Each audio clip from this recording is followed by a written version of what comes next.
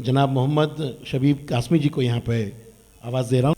निदाए दारुल उर्दू पत्रिका के संपादक के रूप में वहादत उल उन्माह अंतर्राष्ट्रीय अरेबिक जर्नल के एडिटर इन चीफ की जिम्मेदारियों के साथ हुजातुल इस्लाम एकेडमी के डायरेक्टर और लेक्चरर की भूमिका में आप 20वीं शताब्दी की उस गरिमामय परिवार परंपरा से, जहाँ पर आपके मौलाना सलीम कासमी जी के आप ग्रैंडसन हैं, जिन्होंने founding member of all India Muslim personal law board में अपनी भूमिका अदा की, अनेक पुस्तकों के लेखक, इजिप्ट और मलेशिया से डिप्लोमा और मास्टर्स इस्लामिक लीगल थ्योरी से डिग्री प्राप्त कर ऐसे कलमकार से गुजारिश करता हूँ कि अपने ख्यालात का इजहार करें। अस्सलामु अलैकुम वरहमतुल्लाहि वबरकातुहू। अल्हम्दुलिल्लाहि रब्बिल आलमीन वस्सलातु वस्सलामु अला सय्यिदिना हबीबिना मुहम्मदिन नबिय्यिल उम्मी व अला आलिहि व सहबिहि अजमईन। अम्मा बाद, फ़क़द क़ाल अल्लाहु तआला फ़ी किताबिल अज़ीज़, अऊज़ु बिल्लाहि मिनश शैतानिर रजीम, बिस्मिल्लाहिर रहमानिर रहीम, इक़रा बिस्मि रब्बिकल लज़ी ख़लक़ इला आख़िरिल आया। व क़ाल अन्नबिय्यु सल्लल्लाहु अलैहि वसल्लम, इन्नमा बुइस्तु मुअल्लिमन लिउतम्मिम मकारिमल अख़लाक़, औ कमा क़ाल अलैहिस्सलातु वस्सलाम। सदर मोहतरम इज़्ज़त माब जनाब राजनाथ सिंह साहब, मोहतरम जनाब यदुवेंद्र माथुर साहब, जनाब JS राजपूत साहब, जनाब महबूब हक साहब और स्टेज पर मौजूद दीगर मौक़र हज़रात और मुअज़्ज़ज़ सामईन, सबसे पहले तो मैं जनाब ज़फ़र सरेशवाला साहब को मुबारकबाद पेश करना चाहूँगा, जिन्होंने न सिर्फ़ ये कि तालीम को अपना मौजू बनाया बल्कि उसको एक तहरीक की शक्ल में लेकर आगे बढ़ रहे हैं। ये इक़दाम, इसकी जितनी भी तहसीन की जाए यकीनन कम है। अल्लाह तबारक तआला इसके मुस्बत असरात और नताइज हमारे हक़ में ज़ाहिर फरमाएँ। जहाँ तक मौजू का ताल्लुक़ है तो यकीनन ये मौजू इंतहाई अहम और वक्त की आवाज़ है।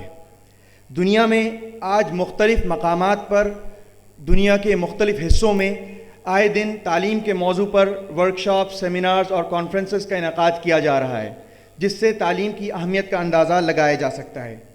और अगर कहा जाए कि मुआशरे में मौजूद बेशुमार मसाइल का हल अगर किसी चीज़ के ज़रिए से मुमकिन है तो वो तालीम ही है। अगर मुल्क के मुस्तरब मौजूदा अहवाल का हम शऊर और आगही की रोशनी में तज्ज़िया करते हैं, जो कि इल्म की अहम नताइज में से एक अहम तरीन नतीजा है, तो मामला ख्वाह अदम रवादारी का हो या दादरी सानेहा का हो या कमलेश तिवारी जैसे बदबातिन शख्स की दीदा दहनी का हो, ये तमाम चीज़ें जहाँ एक तरफ मुल्क की तहज़ीब और सक़ाफ़त को दागदार कर रही हैं, वहीं दूसरी तरफ ये पैगाम भी जा रहा है कि हिंदुस्तान की सेकुलर रिवायात अब दास्तान पारीना बन चुकी हैं। ऐसी सूरत में हमारे तालीम के मैदान में बुलंद-बांग दावे बेमाना साबित होते दिखाई देते हैं। लिहाजा हुकूमत हिंद को चाहिए कि इन मसाइल का संजीदा जायज़ा लेकर मौसर इक़दामात करे। इस मौजू की अहमियत यूँ भी बढ़ जाती है कि एक हालिया सर्वे के मुताबिक, जैसे VC साहब ने अभी जिक्र किया, कि सन 2020 में हिंदुस्तान की अक्सरियत 29 साल पर मुश्तमिल होगी। इसी वजह से इसको गोल्डन 20 के नाम से याद किया जा रहा है, जिसके माना ये हैं कि हिंदुस्तान उन ममालिक की फहरिस्त में सबसे ऊपर होगा जिसमें बसने वाले नौजवान अक्सरियत हो। लिहाजा हुकूमत इस नौजवान अक्सरियत वाले मुल्क की तरक्की और फलाह व बहबूद के लिए तालीमी बेदारी, तालीमी मौक़े की फराहमी और तालीम याफ्ता लोगों को रोज़गार फराहम करना हुकूमत की अव्वलीन तरजीहात में शामिल होना चाहिए। इसलिए कि अगर इस पर तवज्जो न दी गई तो इसके बड़े संगीन नताइज सामने आ सकते हैं, क्योंकि जब नौजवान के मुक़द्दर में हसरत व यास आती है तो उसका वही हाल होता है जो आज हम दुनिया के मुख्तलिफ़ मकामात पर देख रहे हैं। लिहाजा मैं समझता हूँ न सिर्फ ये कि हुकूमत बल्कि अहले फ़िक्र व दानिश पर भी ये ज़िम्मेदारी आयद होती है कि वो इस सिलसिले में एक लाएअमल तैयार करें और एक मजबूत लाएअमल तैयार किया जा सके, जिसकी रोशनी में आगे हम काम कर सकें। जहाँ तक इस्लाम के नज़रिए तालीम की बात है तो यूँ तो शायद ही कोई मज़हब ऐसा होगा जिसमें तालीम की अहमियत ना हो। अलबत्ता इस्लाम में मुसल्लम शुदा और साबित शुदा उसूल है कि तालीम ही वो वस्फ़ है जिसके ज़रिए से इंसानियत को दीगर तमाम मखलूक़ात पर फजीलत अता हुई है। इसलिए कि इस्लाम का नुक्ते आगाज़ ही इक़रा बिस्मि रब्बिकल लज़ी ख़लक़ से हुआ है। آپ صلی اللہ علیہ وسلم نے اپنا تعارف فرماتے ہوئے فرمایا کہ انما بعثت معلما لاتمم مکارم الاخلاق، او کما قال صلی اللہ علیہ وسلم کہ آپ نے اپنے تعارف کے لیے لفظ معلم، ٹیچر کا لفظ انتخاب کیا، جس سے اس منصب کی اہمیت کا اندازہ لگایا جا سکتا ہے اور معلوم ہو سکتا ہے کہ اسلام میں تعلیم کی کیا اہمیت ہے۔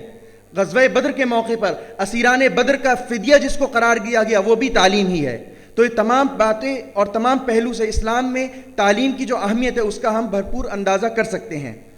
رہی بات کہ کون سے علوم ہیں جو اسلام جن کو حاصل کرنے کی ترغیب دیتا ہے اور کن سے منع کرتا ہے، تو اس بات کے واضح طور پر قرآن کریم میں اشارات ملتے ہیں کہ اسلام نے علوم کو دینی اور دنیاوی کے زمرے میں تقسیم نہیں کیا۔ اسلام دعوت دیتا ہے تفکیر کی، قرآن کریم کی متعدد آیات ہیں وہ کائنات میں غور و فکر کرنے کی دعوت دے رہی ہے۔ آسمان، زمین، پانی، ہوا، پتے، بوٹے، ان تمام چیزوں میں غور و فکر کرنے کے لیے کہا جا رہا ہے۔ البتہ اسلام جو تقسیم کرتا ہے وہ ہے نافع اور ضار کے اعتبار سے، یعنی ہر وہ علم جو انسانیت کے لیے، خواہ وہ فرد ہو یا سوسائٹی ہو، اس کے لیے نفع بخش ہے، وہ اسلام میں عین مطلوب ہے۔ البتہ وہ علوم جو انسانیت کے لیے نفع بخش نہیں، سوسائٹی کے لیے ہو یا فرد کے لیے، وہ اسلام اس سے روکتا ہے۔ چنانچہ حدیث پاک آپ صلی اللہ علیہ وسلم نے جادو ٹونا یا اس جیسے دیگر علوم کی واقعاتی حقیقت کو تسلیم کرنے کے باوجود ان کے حاصل کرنے سے روکا ہے۔ کیوں؟ اس لیے کہ یہ انسانیت کے لیے مہلک علوم تھے۔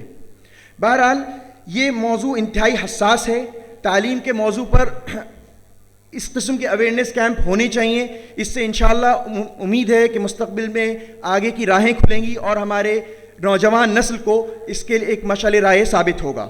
میں جناب راجناتھ سنگھ صاحب یہاں موجود ہیں، میں اپنی بات ختم کرنے سے پہلے ایک گزارش پیش کرنا چاہوں گا۔ ایک طویل عرصے سے ماڈرنائزیشن آف مدرسے کی بات کی جا رہی ہے۔ یو پی اے گورنمنٹ میں بھی یہ بات آئی اور این ڈی اے گورنمنٹ اب ہے، وہ بھی اس پر کوشاں ہیں اور اس سلسلے میں مختلف فارمولاز پیش کیے گئے، لیکن عجیب بات ہے کہ نتائج صفر سے آگے بڑھنے کا نام نہیں لیتے۔ میں سمجھتا ہوں، میری ناقص رائے ہے کہ جب تک آپ جو ہندوستان کے مرکزی مدارس ہیں، چاہے دارالعلوم دیوبند ہو، چاہے دارالعلوم ندوۃ العلماء ہو، چاہے مظاہر علوم سہارنپور یا اور دیگر مدارس کو اعتماد میں لیے بغیر اس قسم کے فارمولاز اور آئیڈیاز کامیاب نہیں ہو سکتے۔ ضرورت اس بات کی ہے کہ پہلے ہم باہمی اعتماد کی فضا قائم کریں۔ ارباب مدارس کو یقین ہو کہ حکومت اپنے ان آئیڈیاز کو لے کر سنجیدہ ہے۔ حکومت بات کر رہی ہے کہ ہم چاہتے ہیں کہ فضلائے مدارس جو معاشرے کا ایک اہم ترین حصہ ہے اس کو مین سٹریم سے جوڑا جائے۔ یقیناً یہ بات صحیح ہے تاکہ ان کو معاشی استحکام حاصل ہو سکے۔ ہم چاہیں گے کہ اعتماد کی فضا بحال کرنے کے لیے بطور مقدمہ اگر یو جی سی سے ہماری شہادات کو، موجودہ ڈھانچے کو، جو موجودہ ڈھانچہ ہے اس کو، ان کو یو جی سی سے منظوری دی جائے اسپیسیفک ڈپارٹمنٹس کے اندر۔ ظاہر ہے عمومی طور پر ممکن نہیں ہے، اسپیسیفک شعبوں میں مثلا تھیولوجی، اسلامک تھیولوجی ہوتا ہے، عربک اسٹڈیز، لنگوسٹک وغیرہ میں ہم ان کو منظوری دیں تاکہ ہماری یہ نوجوان نسل جو ہے، جو مدارس کے سے پڑھ کر نکل رہی ہے، ان کے لیے مین سٹریم میں راہیں آنا ہموار ہو سکے اور ان کے لیے معاشی استحکام نکلے۔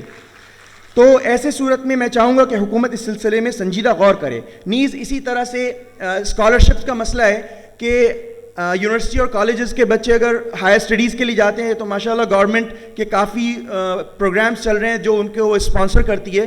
تو اگر کوئی بچہ مدرسے کا فاضل یا اسی طرح سے وہ یونیورسٹی کا اسٹوڈنٹ جو اسلامیات میں اپنی تعلیمی سلسلے کو باہر کسی ملک میں جا کر جاری رکھنا چاہتا ہے تو ایسی صورت میں اس کے لیے بھی مواقع فراہم ہونے چاہیے۔